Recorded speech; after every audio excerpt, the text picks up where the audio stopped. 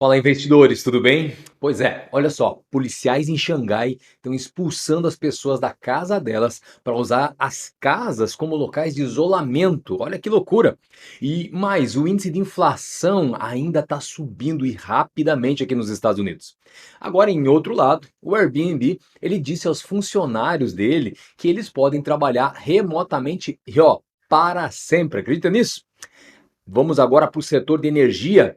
ExxonMobil e Chevron, eles relataram essas duas empresas grandes saltos nos seus lucros pelo óbvio. Nessa semana de earnings, o que a gente está vendo aí que tem sim os seus ganhadores, mas claro, também temos os perdedores. Não bem perdedores, enfim, mas são gigantes que se esperavam que crescessem mais e infelizmente não cumpriram esse papel. Por exemplo, o crescimento desacelerou na Amazon e na Apple. Já ouviu falar nisso? Já pensou nisso? Pois é, há muitos anos não se ouvia falar nesses dois pontos que seria o quê? Cair, então, crescimento em empresas como essas. Mas, bom, vou falar mais sobre isso.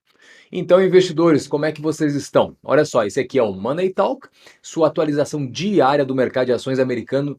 E nesse dia, hoje é o dia 29 de abril. E se você gosta desse tipo de vídeo, não se esqueça de se inscrever no canal e também ativar o sininho para você não perder nenhum dos conteúdos que eu posto aqui. E eu tenho certeza que ele vai poder ajudar você muito com os seus investimentos. Também aproveita, se inscreve lá no nosso Instagram, Facebook e Spotify, além do Telegram, que sempre eu estou colocando ali algumas matérias bem interessantes que podem ser aí utilizadas para você melhorar teu portfólio de investimentos. E todos os links das nossas mídias sociais estão aqui na descrição desse vídeo. Vai lá e confere. Bom, olha só, para começar, Xangai em pânico. Ó, no auge do pior surto da situação lá na China, as autoridades de Xangai, eles assumiram prédios de escritórios, ó, e transformaram eles em centros de isolamento em massa. Andar por andar, quarto após quarto, os prédios estavam cheios de pessoas. As suas camas estavam todas arrumadinhas em fileiras, mas fileiras apertadas para colocar o máximo de gente ali dentro. Era um empilhamento de pessoas. E esses edifícios e o bloqueio aconteceu assim na forma mais ampla agora então em Xangai, reforçando o poder do Partido Comunista Chinês. E que poder é esse especificamente? De mobilizar recursos numa busca para eliminar então a situação lá de saúde pública que está tomando conta, se espalhando cada vez mais rápido. Mas também alimentaram, claro, uma profunda frustração com os fracassos e exageros do governo em relação à população, porque vamos combinar que isso aqui é um gigante absurdo, tolhendo os direitos humanos das pessoas. Isso é muito complicado, mas a China não se preocupa muito com isso. Bom, no leste de Xangai, policiais em trajes de proteção, aqueles trajes brancos, eles entraram em confronto com muitos moradores que, claro, pelo óbvio, estavam furiosos e protestavam por serem expulsos das suas próprias casas, quando os seus prédios estavam, então, nesse caso, sendo usados como locais de isolamento. Os líderes chineses, eles impuseram quarentena em massa, então, buscando, claro, que as autoridades recolhessem todos os que estivessem fora de casa. Olha só, e isso significava, claro, que qualquer pessoa com um resultado, nesse caso, positivo, então, seria enviada para hospitais e instalações de isolamento colocadas, por exemplo, em escolas, em centros de exposições e muitos locais públicos de modo obrigatório. E o bloqueio de semanas, que já vem acontecendo em Xangai, veja, e Xangai é a maior cidade da China com mais de 25 milhões de pessoas. Então, esse tempo de bloqueio desta maneira tem sido mais extenso que o país já impôs em mais de 2 anos. Ou seja, a China está com um problema social gigantesco para desenrolar lá, fora as questões econômicas que já estavam acontecendo. Então, ó, o que nós podemos dizer agora é que inflação versus recessão estão meio que como bolas da vez aí para todos os governos fazerem a lição de casa. E nesse tema, o índice de preços aqui nos Estados Unidos, que o Federal Reserve acompanha, observa mais um aperto e subiu 6,6% no ano. Isso só até março. E o ritmo, isso foi um ritmo mais rápido desde 1982 e é o mais recente lembrete dos aumentos de preços que são, claro, dolorosamente rápidos e que assolam todos os consumidores e desafiam as políticas econômicas atuais do governo Biden. E veja, vamos combinar assim, grande parte do ganho do índice de preços de despesas do consumidor pessoal, divulgado agora, hoje, no caso, na sexta-feira, foi impulsionado por um aumento nos preços da energia que ocorreu no início da invasão da Ucrânia pela Rússia. Ju e isso tudo aconteceu juntamente com o aumento dos custos dos alimentos. Claro, depois de eliminar então os preços voláteis, se você tirar então os alimentos e os combustíveis, ainda assim o índice central subiu 5,2%. Vamos, talvez nesse contexto aqui foi o mais suave, pelo menos até agora, em termos desse mês de março. E, claro, é uma grande bomba levando em conta aí essa luta constante contra a inflação, que compromete demais a economia. Então, veja, em uma base mensal, essa medida de núcleo acelerou em torno de 0,3%, um pouquinho só mais lento do que o ritmo do mês anterior, de fevereiro. Veja que autoridades do Banco Central e da Casa Branca passaram grande parte de 2021 esperando que o aumento dessa era de momento da situação aí de saúde pública, principalmente esse aumento dos preços que esse tempo acabou gerando por conta de dinheiro que foi emitido, a dificuldade aí em situações que comprometeram, obviamente, que a economia crescesse nesse período. E claro, se a gente for levar então ainda que levar em conta que a cadeia de suprimentos não está na normalidade, está de longe, na verdade, da normalidade, então a gente vê que a situação aí tende a buscar uma diminuição na demanda, de repente, por conta dessa vamos combinar que uma recessão pode sim estar muito mais perto do que se imaginava. Isso estava sendo projetado para 2023, mas não está mais sendo descartado já para 2022. Então veja que a inflação ela permaneceu muito alta por um ano inteiro e já está entrando no segundo ano. Então, apesar de ocasionais sinais, às vezes, de esperança que teve, né, com uma desaceleração mensal da medida central, mas a persistência agora ela está atraindo uma resposta necessariamente mais firme por conta do Banco Central americano. E no caso, os formuladores de políticas eles já elevaram as taxas de juros em março pela primeira vez desde 2018 e eles já estão preparando o cenário para um aumento ainda maior na reunião da próxima semana.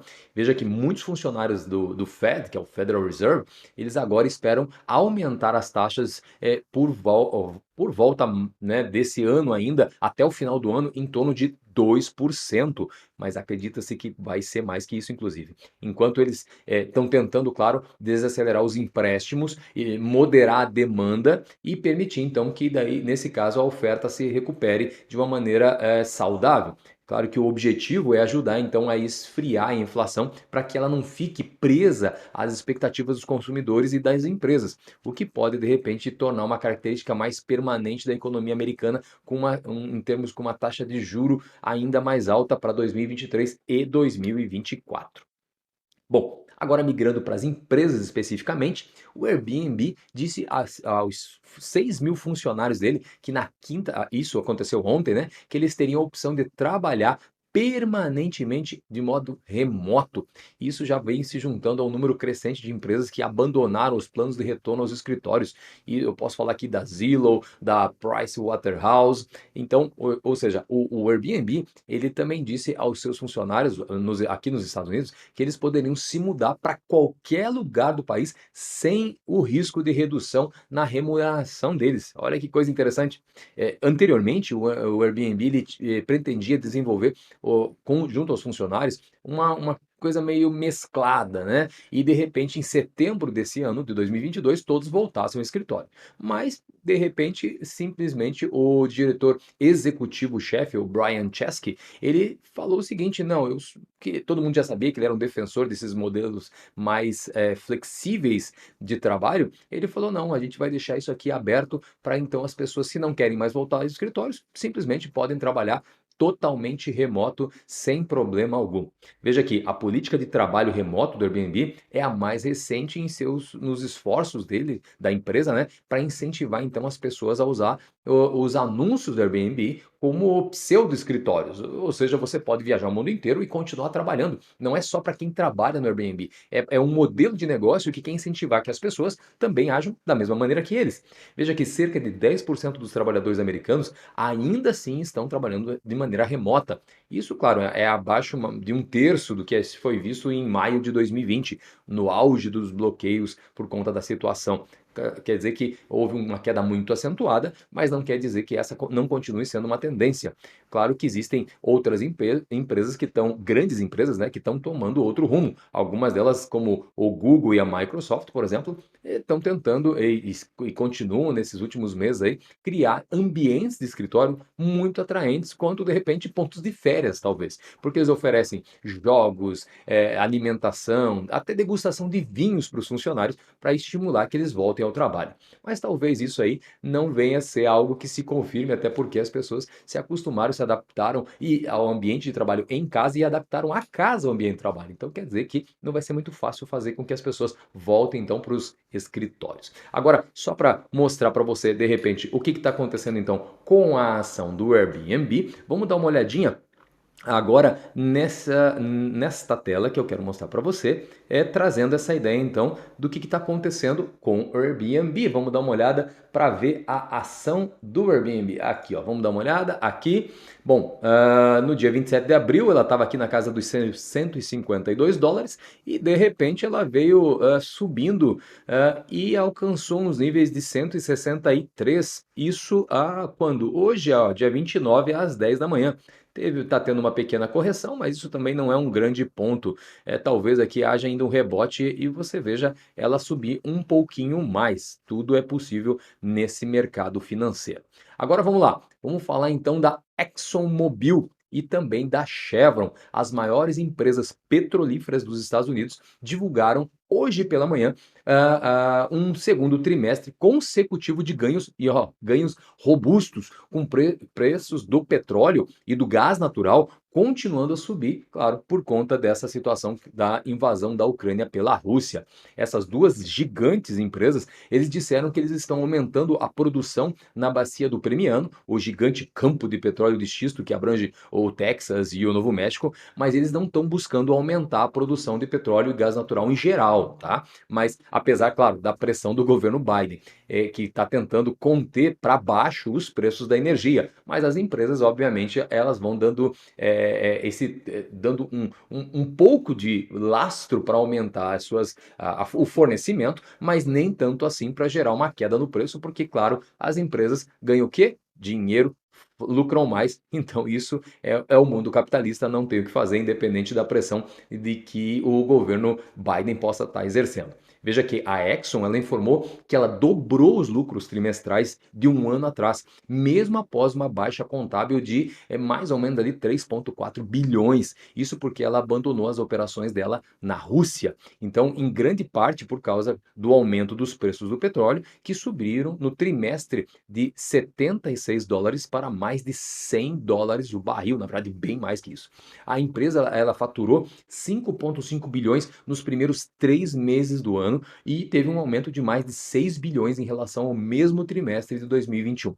A empresa obteve um lucro de 8,9 bilhões nos últimos 3 meses só de 2021.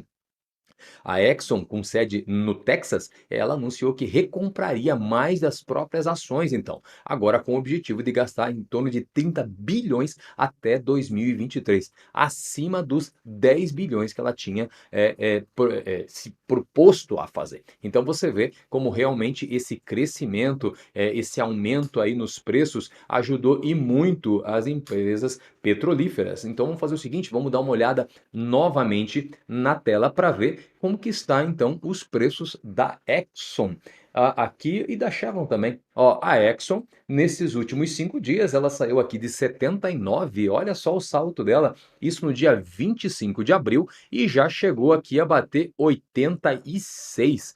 Claro, um crescimento aí impulsionado pela possibilidade, não era uma possibilidade, todo mundo sabia que ela ia assim fazer aí um double bit, ela ia bater os números dela facilmente por conta da situação que já está apresentando. E não somente ela, vamos dar uma olhada aqui também na Chevron. Olha aqui o que está acontecendo, vamos dar uma olhadinha aqui, a Chevron também, 153 e de repente, isso lá também no dia 25 de abril, 153 ela saltou para 163. Claro que agora o que a gente está vendo aqui, ó, é uma correção de 163 para 159. Claro que também não é algo assim também um grande problema, porque, bom, ó, da mesma maneira que ela baixou de 162, caiu a 158, o que a gente consegue observar é que ela já está aqui numa recuperação e pelo volume aqui, há a possibilidade sim de que haja um rebote aqui e possa trazer mais lucro para essa empresa. E claro, para quem estiver de repente investindo nela, você faz parte do teu estratégia de investimento, eu acho que você deve estar meio rindo à toa, até porque se nós puxarmos aqui pelo menos os últimos 3 meses, dá uma olhada aqui o que aconteceu. Saiu da casa de 133 e já bateu 174. Isso nos últimos 3 meses. Vamos puxar um pouquinho mais? Vamos puxar dentro desse ano. Opa! De 119 até 174 ela chegou. Agora ela está numa correção, caindo a 159. E se eu puxar um pouco mais ainda, vamos a um ano atrás? Bom, há um ano atrás ela estava em 108, para chegar de 108 a 174, realmente foi um grande crescimento. Mas vamos lá. Agora a ideia aqui é a gente poder dar uma olhadinha. Vamos voltar aqui agora e vamos falar um pouquinho da Amazon. Porque a Amazon ela divulgou nessa quinta-feira, depois do horário de fechamento, no aftermarket, o seu crescimento trimestral. E ele foi o mais lento em 7 anos. E o seu primeiro prejuízo trimestral desde 2015, então. A empresa ela registrou 116,4 bilhões em receita nos primeiros 3 meses do ano, um aumento de 7% em relação ao ano anterior. Isso caiu, claro, em relação ao crescimento de 44% do primeiro trimestre de 2021. Bom, pelo óbvio, né? Ela veio trazendo todo um crescimento de 2020, entrou 2021 com muita força. É complicado até comparar dessa maneira. Mas vamos lá. O número de produtos vendidos pela Amazon no trimestre ficou estável em relação ao ano anterior e os seus custos para vender esses itens também aumentaram. A Amazon ela perdeu 3,8 bilhões no trimestre, incluindo uma queda de 7,6 bilhões do valor do seu investimento na Rivian Automotive, que é uma fabricante de caminhões elétricos cujas ações caíram esse ano. As perdas também resultaram dos negócios de consumo da Amazon na América do Norte e ainda internacionalmente, embora então a sua divisão de serviços em nuvem continuasse a crescer e a ganhar dinheiro. O que nós podemos encontrar aqui é que, claro, não é que o investimento na Rivian foi um péssimo investimento, né? Mas, óbvio, como a Rivian caiu demais, eles puderam utilizar isso aí para lançar como prejuízo. E, claro, o mercado até já estava meio que esperando que isso acontecesse, por estar acompanhando os números, mas não esperava que tivesse um impacto tão grande de repente. Mas o que compensa nessa história toda é só que, claro, a Amazon é a gigante no planeta com relação à operação dela de serviços em nuvem e continua crescendo. Mas agora vem comigo, vamos dar uma olhadinha o que aconteceu nesse contexto com relação às ações de ontem para hoje. Olha o tamanho do drawdown. Caiu de 2.751, veio. E não é que caiu, ela continua caindo. Foi em torno de 13%, está em 2.398 agora, bom, só que eu acredito que ainda vai rebotar, tá? Porque vamos combinar que continua sendo a Amazon, lembra? Essa empresa possivelmente vai estar entre nós aí nas próximas décadas. O que você acha? Concorda, não concorda? Faz aqui nos teus comentários o que você acha sobre isso. Mas aí, para quem gosta, eu diria que talvez seja uma excelente oportunidade de entrada ou de repente de melhorar o seu chamado custo médio. Aí, claro, cada cabeça uma sentença. Não sei como é que é a tua estratégia de investimentos, mas talvez aqui seja uma grande oportunidade, né? Buy the dip, não é isso? Bom, vamos lá. Vamos fazer o seguinte, agora, vamos falar de outra gigante. Após um ano de crescimento de vendas empolgante, eu diria, a Apple ela mostrou que tem um negócio, bem resiliente do que os pares da tecnologia, de repente, que a gente já viu aqui os números aqui no canal, eu falando sobre os ganhos da semana, mas, esfriou um pouquinho aí nos primeiros 3 meses desse ano, as negociações de todo o negócio chamado Apple. A empresa ela informou na quinta-feira, então, que o lucro aumentou 6% para 25 bilhões no seu segundo trimestre, mas houve uma desaceleração em relação ao crescimento de 2 dígitos em cada um dos 5 trimestres anteriores. As vendas aumentaram 9% para mais ou menos em torno de 97,3 bilhões, então o que superou as expectativas dos analistas, e já que, nesse contexto aqui também é importante ponderar que as compras dos iPads e Macs que impulsionadas pela pandemia, quando aconteceu, eles diminuíram em relação ao ano anterior. Já então, o CEO, o conhecidíssimo Tim Cook, ele alertou os investidores sobre os próximos meses, dizendo que para os analistas de Wall Street, que de repente um surto aí acelerado da situação na China vai reduzir a demanda e vai prejudicar a produção de iPhones, iPads, de Macs, e ele disse que os problemas, então, na cadeia de suprimento deve reduzir as vendas no trimestre atual em mais ou menos de 4 bilhões até pode chegar a 8 bilhões. Então, o que que acontece nessa situação toda? Claro que pode sim gerar um medo, pode gerar uma instabilidade e no contexto da Apple, e aqui é importante então a gente dar uma olhadinha o que que está acontecendo aí na nossa amiga Apple. Vem comigo aqui também, vamos dar uma olhada aqui. Olha só, ela estava em 24 de maio ali na casa mais ou menos de 126, olha só. Não, aqui eu tô puxando bem longe, esquece. Vamos voltar aqui para pertinho. Ô, tá muito longe o menino.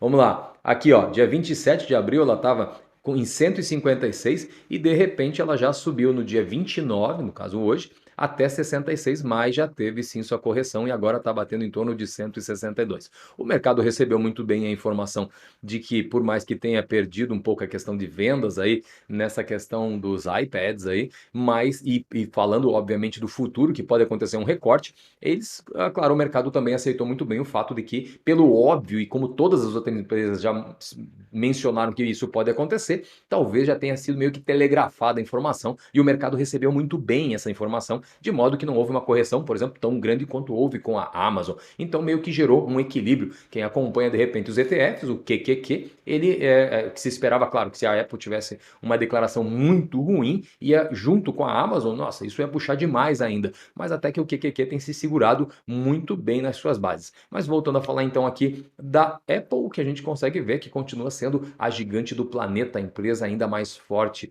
Então, vamos lá. Talvez aí para quem gosta desse tipo de empresa voltada para a parte de tecnologia, se é o teu caso, da mesma maneira que as outras, pode ser uma excelente oportunidade aí para estar implementando mais posições. Agora, claro, né? Vamos dar uma olhada no foco geral do que está acontecendo aqui. O que o mercado está mostrando, não é? Então, deixa eu trazer para você. Vamos dar uma olhada aqui no geral. Olha, como você pode ver, não está tão ruim assim. A gente já viu essa semana muito vermelho, não é? Então, a primeira que teve um bom crescimento foi a Upstart Holding, nesse momento, mais de 7%. Excelente. Wynn Resort, que são empresas de reabertura, com 4%. Las Vegas Sands, olha só, excelente. Teladoc, que teve uma correção absurda no último ano, também está muito bem. Zoom também. Lyft. O grupo Arc Innovation aqui, pelo menos com um aumentinho aqui de 1,62. E aqui vem descendo várias outras empresas. Vamos dar uma olhada na outra ponta agora também, a ponta que está derretendo. Essa ponta aqui a gente vai encontrar o quê? Etsy, claro, as criptos não estão muito bem não, sabe? Então aqui a gente vê Ethereum sendo corrigida em mais de 2,6. Vamos dar uma olhada, a ADA Cardano aqui também quase 3% caindo. Agora quando a gente vai para as empresas, a gente vai ver aqui, deixa eu dar uma olhadinha, o VOO que acompanha o SP500 está caindo 1,45, mas ainda assim não está tão mal. Eu sei que agora, nesse exato momento, eu vou levar você também para outro site, a gente vai ver que não está dos melhores no que se refere à questão dos índices nessa manhã. Vamos dar uma olhadinha aqui Agora, o que está acontecendo? Dá uma olhada aí. Veja que quando eu puxo os índices propriamente dito, a gente consegue ver aqui, ó, um SP500 numa correção de menos quase 1,6%, um Dow Jones em menos 1%, não está tão ruim assim. Já o Nasdaq, claro, as empresas de tecnologia aí, claro, a Amazon fez esse papel aqui também para ajudar a cair mais, menos 1,47%. As small caps, diferente de ontem, até estão tendo uma pequena correção, mas estão perdendo pouco em relação a todos. Quem está ganhando muito, como eu falei ali da Exxon, né? Comentei, empresas aí de energia, olha só, claro, o barril aumentando com força, quase 3%, já está em quase 108 mais ou menos. Então, o que a gente vê que sim, está crescendo demais aí a parte de energia. Claro, a guerra ainda não parou, infelizmente, por conta disso, esse é um setor que tende a crescer muito, seja óleo, seja gás, enfim. Agora, não somente isso, vamos dar uma olhadinha na parte aqui dos nossos earnings. O que nós tivemos hoje, o que vai ter ainda ao longo do dia. Deixa eu dar uma olhadinha aqui. Cadê? Ah, para cá. Ótimo. Vamos lá. Como eu já comentei, então, nós tivemos aqui, então, vamos dar uma olhada. ExxonMobil, né? Que eu já comentei. A Chevron também. As duas fizeram o quê, ó? Para cima, elas subiram e subiram bem.